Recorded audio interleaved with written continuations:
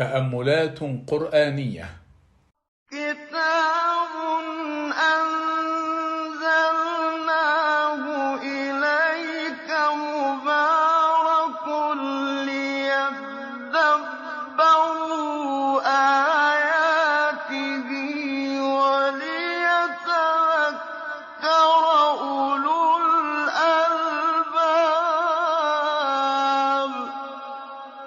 سلسلة رمضانية من إعداد وتقديم دكتور عويس النجار، إخراج أبو بكر سهلي. بسم الله الرحمن الرحيم. قال تعالى: وإذ قال إبراهيم لأبيه آزر، وقال سبحانه: ووالد وما ولد. وقال تعالى: والوالدات يرضعن أولادهن حولين كاملين. وقال سبحانه: وأمه وأبيه. فما الفرق بين الأب والوالد والأم والوالدة؟ الأب هو المربي، والوالد يتعلق بالجانب المادي. الوالد خاص والأب عام. الوالد هو الأب المباشر، والأب عام يطلق على الأب وعلى الجد. قال سبحانه وتعالى: ملة أبيكم إبراهيم حنيفا.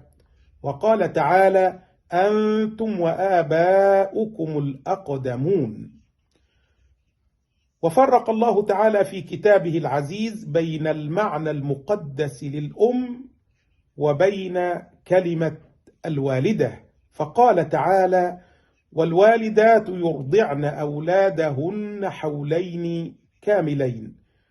والوالدة لفظ يطلق على كل امرأة تنجب، أما حين يطلق لفظ أم يقرنها بالمرأة الصالحة، كما ورد عن السيدة مريم عليها السلام وأمه صديقة، وكذلك عن أم موسى في قوله تعالى: وأصبح فؤاد أم موسى فارغا.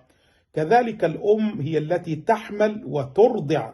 قال سبحانه: حملته أمه وهنا على وهن.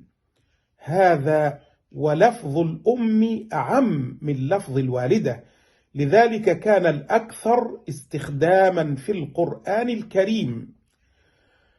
ونجد كذلك أن القرآن في الأموال يستخدم الأبوين، وفي الدعاء يستخدم الوالدين. قال تعالى: رب اغفر لي ولوالدي. وتسمية الوالد تكون على النسب، والوالدة تكون على الفعل. هذا والله تعالى أعلى وأعلم، والسلام عليكم ورحمة الله وبركاته.